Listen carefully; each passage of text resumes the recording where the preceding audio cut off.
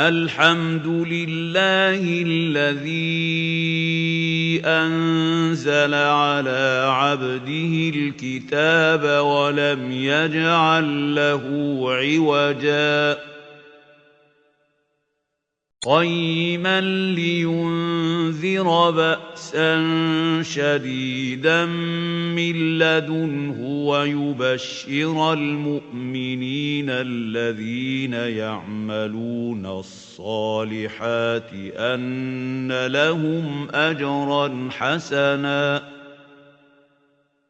ماكثين فيه أبدا وينذر الذين قالوا اتخذ الله ولدا ما لهم به من علم ولا لآبائهم كبرت كلمة تخرج من أفواههم إن يقولون إلا كذبا فلعلك باخع نفسك على آثارهم إن لم يؤمنوا بهذا الحديث أسفا إنا جعلنا ما على الأرض زينة لها لنبلوهم أيهم أحسن عملا وإنا لجاعلون ما عليها صعيدا جرزا أم حسبت أن أصحاب الكهف والرقيم كانوا من آياتنا عجبا إذ أوى الفتية إلى الكهف فقالوا ربنا آتنا من لدنك رحمة وهيئ لنا من أمرنا رشدا فضربنا على آذانهم في الكهف سنين عددا ثم بعثناهم لنعلم أي الحزبين أحصى لما لبثوا أمدا نحن نقص عليك نبأهم بالحق إنهم فتية آمنوا بربهم وزدناهم هدى وربطنا على قلوبهم إذ قاموا فقالوا ربنا رب السماوات والأرض لن ندعو من دونه إلها فقالوا ربنا رب السماوات والأرض لن ندعو من دونه إلها لقد قلنا إذا شططا هؤلاء قومنا اتخذوا من دونه آلهة لولا يأتون عليهم بسلطان بين فمن أظلم ممن افترى على الله كذبا وإذ اعتزلتموهم وما يعبدون إلا الله الله فأووا إلى الكهف ينشر لكم ربكم من رحمته فأووا إلى الكهف ينشر لكم ربكم من رحمته ويهيئ لكم من أمركم مرفقا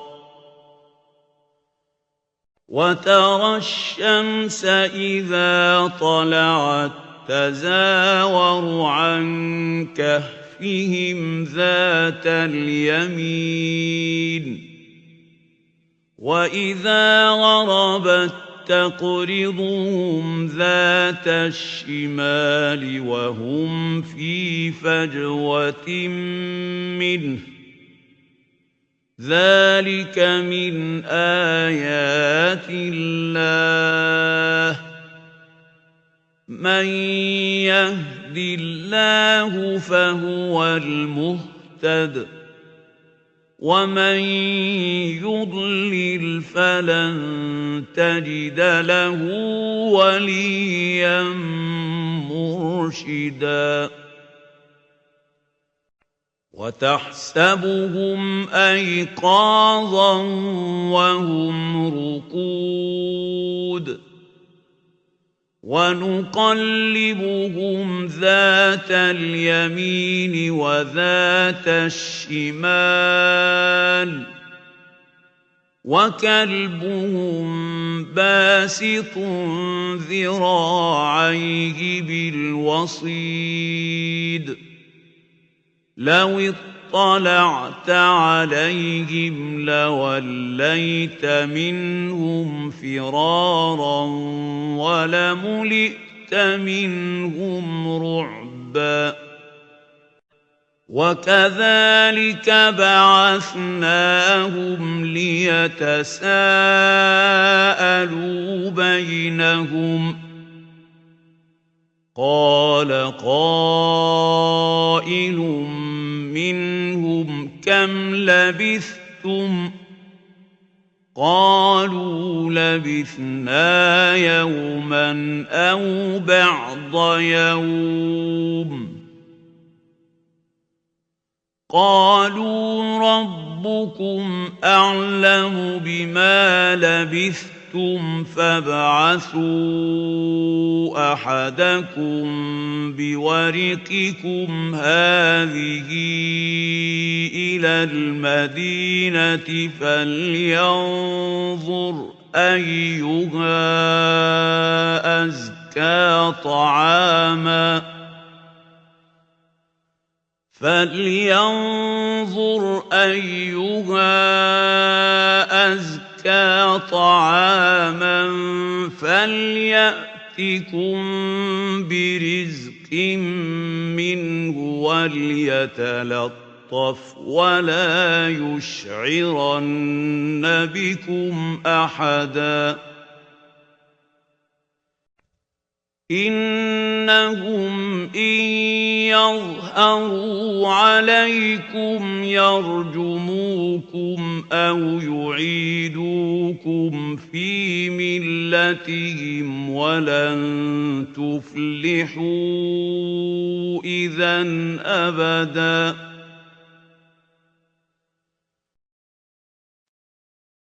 وكذلك أعثرنا عليهم ليعلموا أن وعد الله حق وأن الساعة لا ريب فيها إذ يتنازعون بينهم أمرهم فقالوا ابنوا عليهم بنيانا ربهم أعلم بهم قال الذين غلبوا على أمرهم لنتخذن عليهم مسجدا سيقولون ثلاثة رابعهم كلبهم ويقولون خمسة سادسهم كلبهم رجما بالغيب ويقولون سبعة وثامنهم كلبهم قل ربي أعلم بعدتهم ما يعلمهم إلا قليل فلا تمار فيهم إلا مراء ظاهرا ولا تستفت فيهم منهم أحدا ولا تقولن لشيء إني فاعل ذلك غدا إلا أن يشاء الله واذكر ربك إذا نسيت وقل عسى أن يهديني ربي لأقرب من هذا رشدا ولبثوا في كهفهم 300 سنين وازدادوا 9 قل الله أعلم بما لبثوا له غيب السماوات والأرض أبصر به وأسمع ما لهم من دونه من ولي ولا يشرك في حكمه أحدا واتل ما أوحي إليك من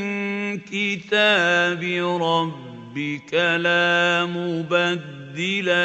لكلماته ولن تجد من دونه ملتحدا واصبر نفسك مع الذين يدعون ربهم بالغداة والعشي يريدون وجهه ولا تعد عيناك عنهم تريد زينة الحياة الدنيا ولا تطع من أغفلنا قلبه عن ذكرنا واتبع هواه وكان أمره فرطا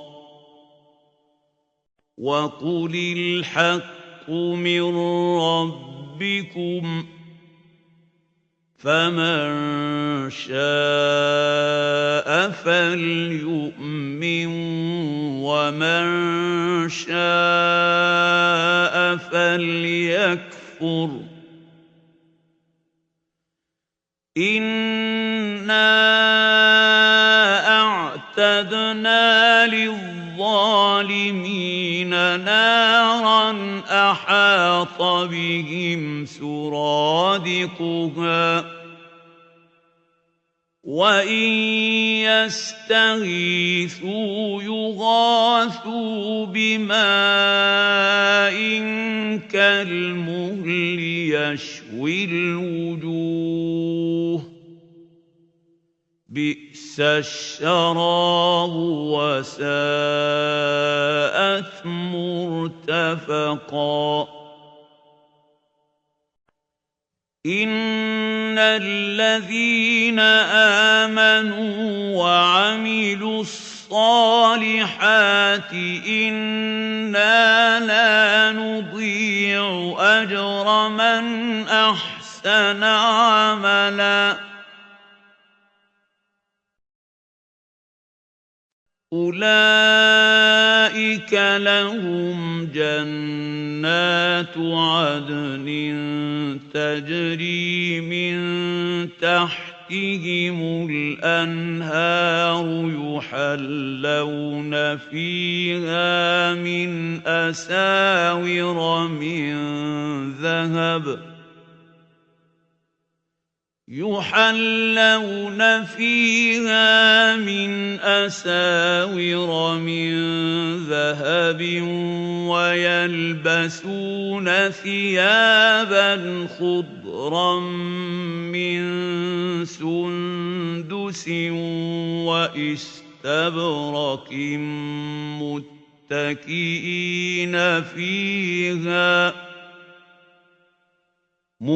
متكئين فيها على الأرائك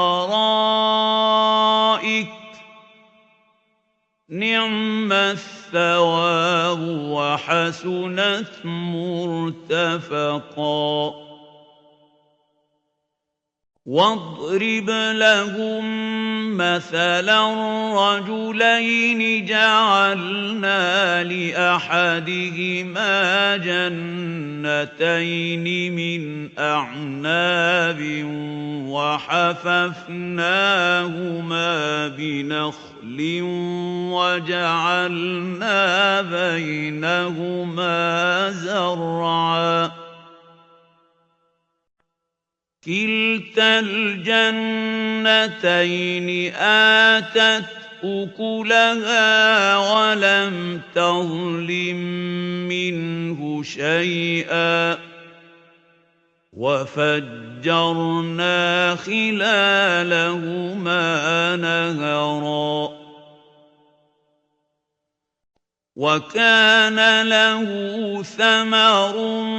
فقال لصاحبه وهو يحاوره أنا أكثر منك مالا وأعز نفرا ودخل جنته وهو ظالم لنفسه قال ما أظن أن تبيد هذه أبدا وما أظن الساعة قائمة ولئن رددت إلى ربي لأجدن خيرا منها منقلبا قال له صاحبه وهو يحاوره أكفرت بالذي خلقك من تراب ثم من نطفة ثم سواك رجلاً لكن هو الله ربي ولا أشرك بربي أحدا ولولا إذ دخلت جنتك قلت ما شاء الله لا قوة إلا بالله إن ترني أنا أقل منك مالا وولدا فعسى ربي أن يؤتيني خيرا من جنتك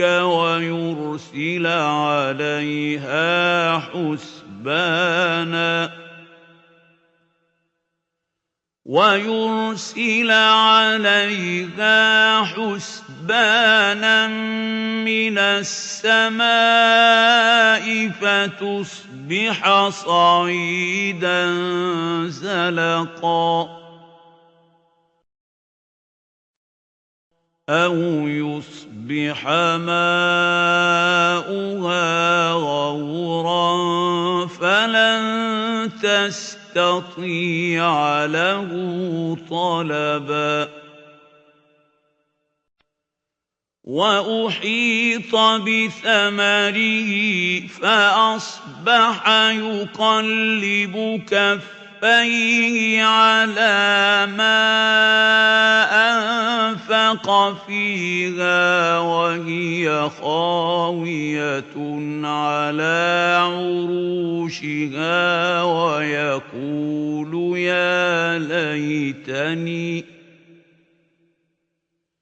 ويقول يا ليتني لم أشرك بربي أحدا ولم تكن له فئة ينصرونه من دون الله وما كان منتصرا هنالك الولاية لله الحق هو خير ثوابا وخير عقبا واضرب لهم مثل الحياة الدنيا كماء أنزلناه من السماء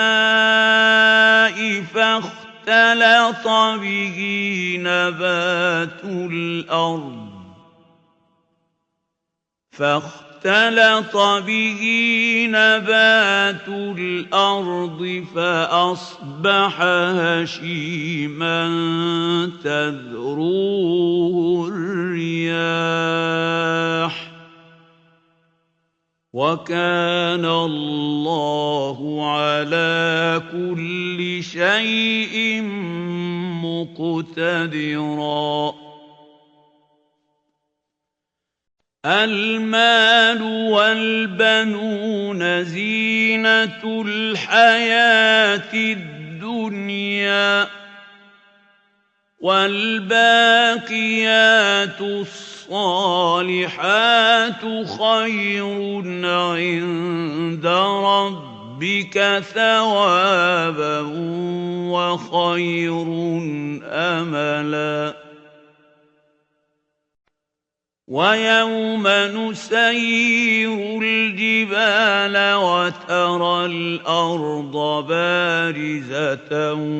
وحشرناهم فلم نغادر منهم أحدا وعرضوا على ربك صفا لقد جئتمونا كما خلقناكم أول مرة بل زعمتم أن لن نجعل لكم موعدا ووضع الكتاب فترى المجرمين مشفقين مما فيه ويقولون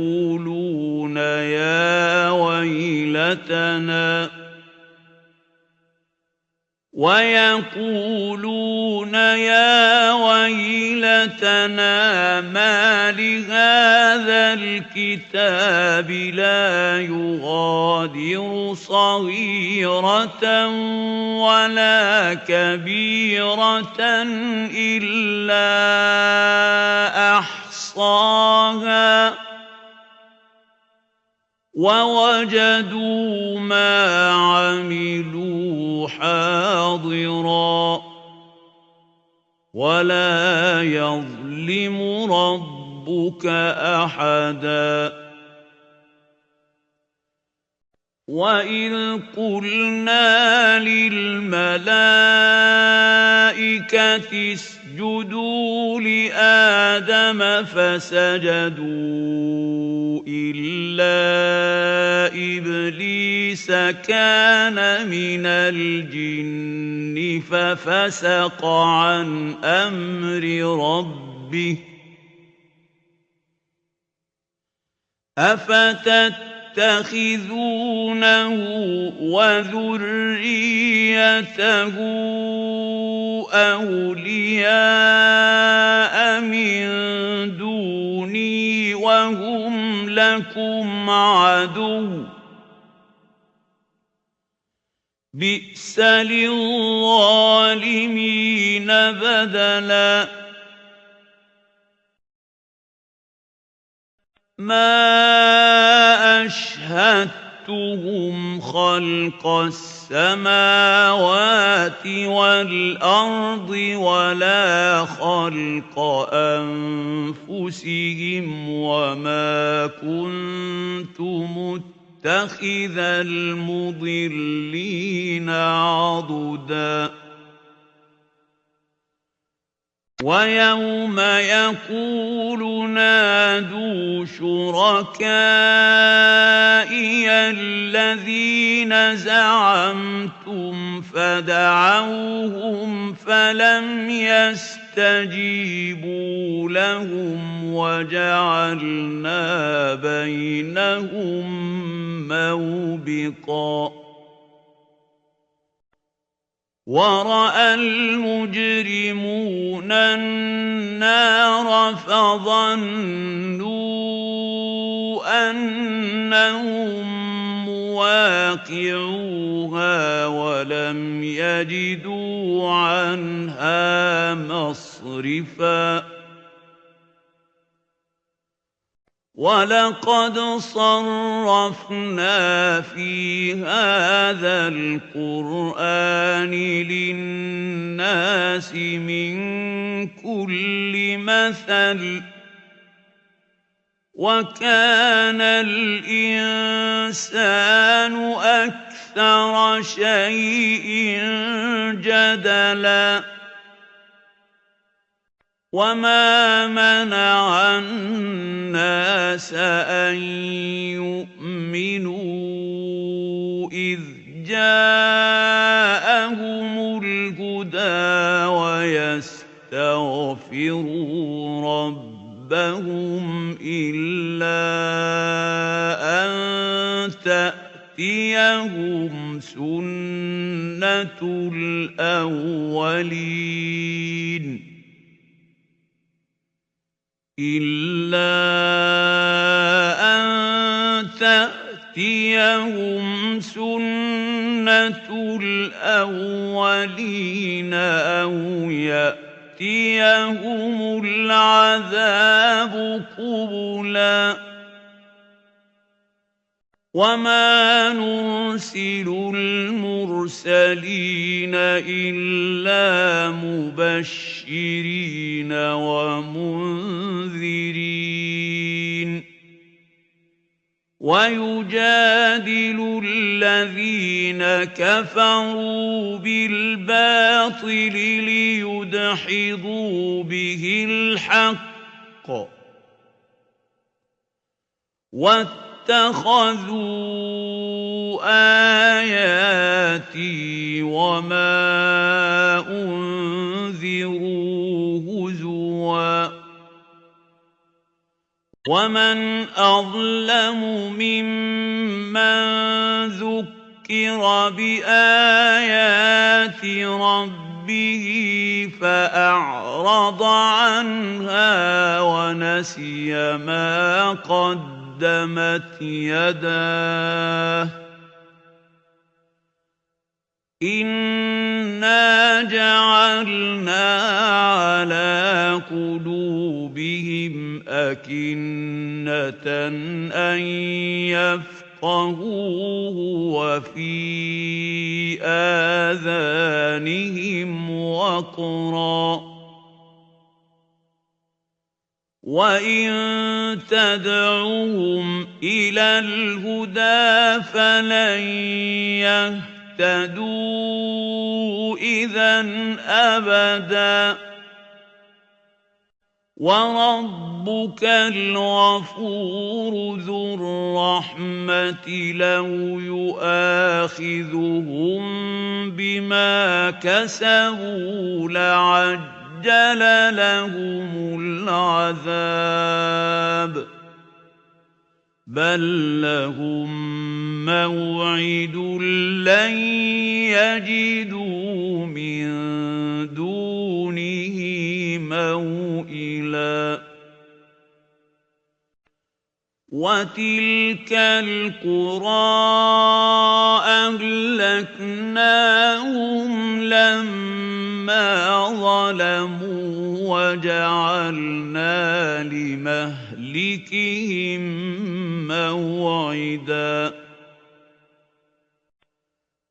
وإذ قال موسى لفتاه لا أبرح حتى أبلغ مجمع البحرين أو أمضي حقبا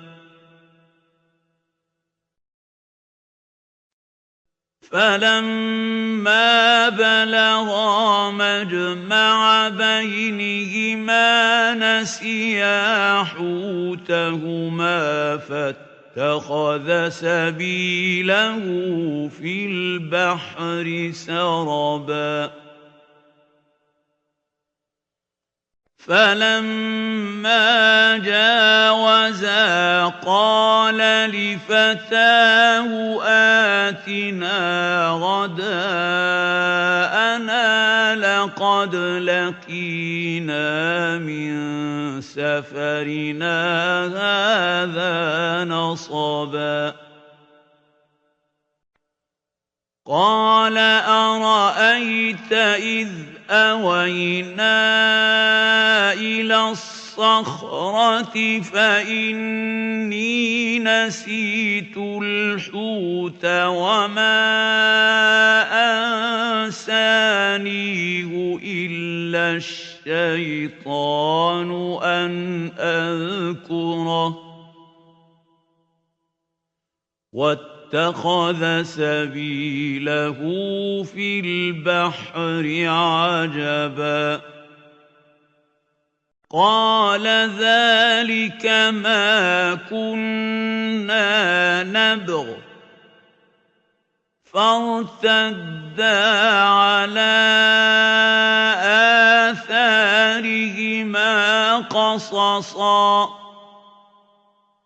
فوجدا عبدا من عبادنا آتيناه رحمة من عندنا وعلمناه من لدنا علما قال له موسى هل أتبعك على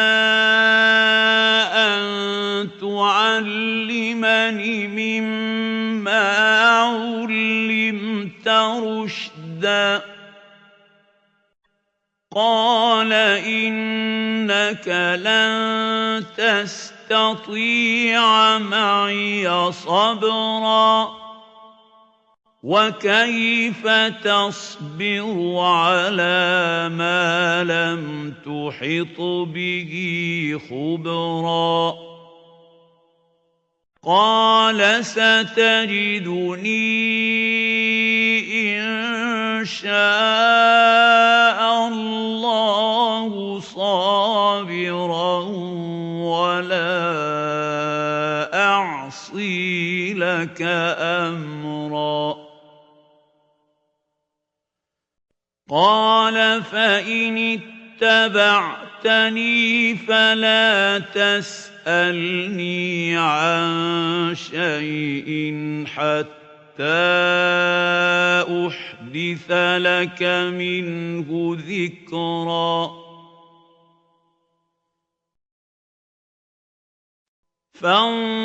فانطلقا حتى إذا ركبا في السفينة خرقها قال أخرقتها لتغرق أهلها لقد جئت شيئا إمرا قال ألم أقل إنك لن تستطيع معي صبرا قال لا تؤاخذني بما نسيت ولا ترهقني من أمري عسرا فانطلقا حتى إذا لقيا غلاما فقتله قال أقتلت نفسا زكية قال أقتلت نفسا زكية بغير نفس لقد جئت شيئا نكرا قال ألم أقل لك إنك لن تستطيع معي صبرا قال إن سألتك عن شيء بعدها فلا تصاحبني قد بلغت من لدني عذرا فانطلقا حتى إذا أتيا أهل قرية استطعما أهلها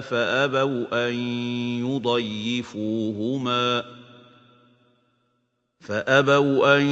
يضيفوهما فوجدا فيها جدارا يريد أن ينقض فأقامه قال لو شئت لاتخذت عليه أجرا قال هذا فراق بيني وبينك سأنبئك بتأويل ما لم تستطع عليه صبرا أما السفينة فكانت لمساكين يعملون في البحر فأردت أن أعيبها وكان وراءهم ملك يأخذ كل سفينة غصبا وأما الغلام فكان أبواه مؤمنين فخشينا أن يرهقهما طغيانا وكفرا فأردنا أن يبدلهما ربهما خيرا منه زكاة وأقرب رحما وأما الجدار فكان لغلامين يتيمين في المدينة وكان تحته كنز لهما وكان أبوهما صالحا فأراد ربك أن يبلغا أشدهما ويستخرجا كنزهما رحمة من ربك وما فعلته عن أمري ذلك تأويل ما لم تسطع عليه صبرا ويسألونك عن ذي القرنين قل سأتلو عليكم منه ذكرا إنا مكنا له في الأرض وآتيناه من كل شيء سببا فأتبع سببا حتى إذا بلغ مغرب الشمس وجدها تغرب في عين حمئة ووجد عندها قوما قلنا يا ذا القرنين إما أن تعذب وإما أن تتخذ فيهم حسنا قال أما من ظلم فسوف نعذبه ثم يرد إلى ربه فيعذبه عذابا نكرا وأما من آمن وعمل صالحا فله جزاء الحسنى وسنقول له من أمرنا يسرا ثم أتبع سببا حتى إذا بلغ مطلع الشمس وجدها تطلع على قوم لم نجعل لهم من دونها سترا كذلك وقد أحطنا بما لديه خبرا ثم أتبع سببا حتى إذا بلغ بين السدين وجد من دونهما قوما لا يكادون يفقهون قولا قالوا يا ذا القرنين إن يأجوج ومأجوج مفسدون في الأرض فهل نجعل لك خرجا على أن تجعل بيننا وبينهم سدا قال ما مكني فيه ربي خير فأعينوني بقوة أجعل بينكم وبينهم ردما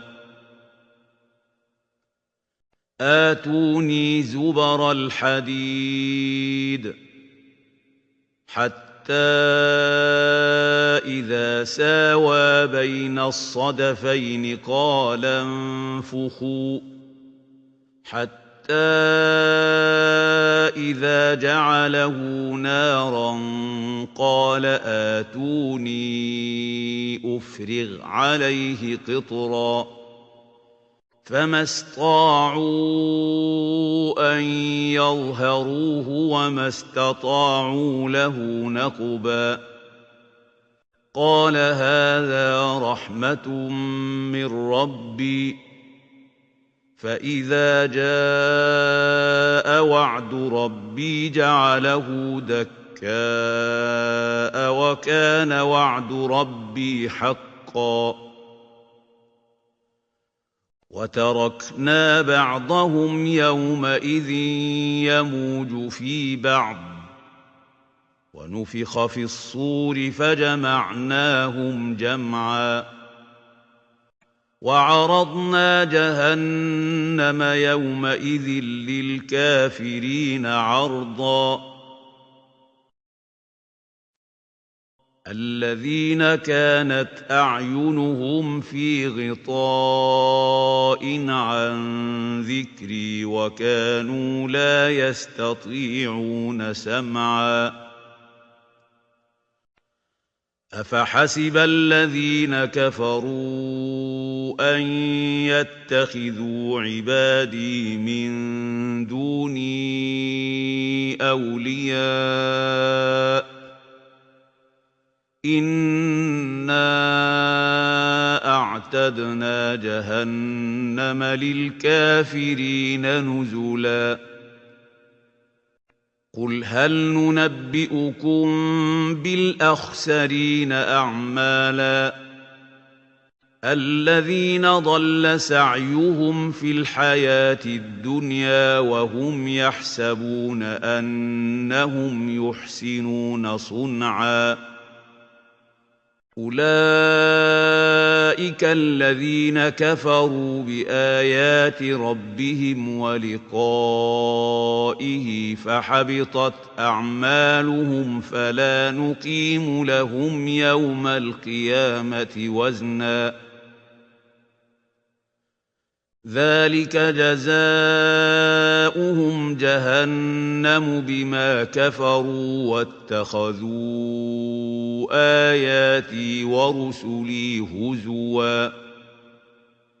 إن الذين آمنوا وعملوا الصالحات كانت لهم جنات الفردوس نزلا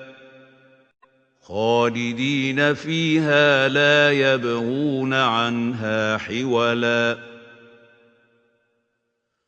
قل لو كان البحر مدادا لكلمات ربي لنفد البحر قبل أن تنفد كلمات ربي ولو جئنا بمثله مددا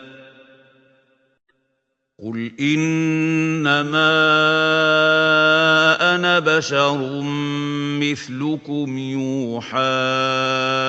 إلي أنما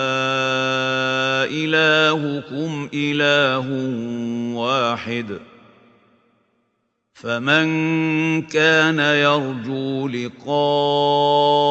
ربه فليعمل عملا صالحا ولا يشرك بعبادة ربه أحدا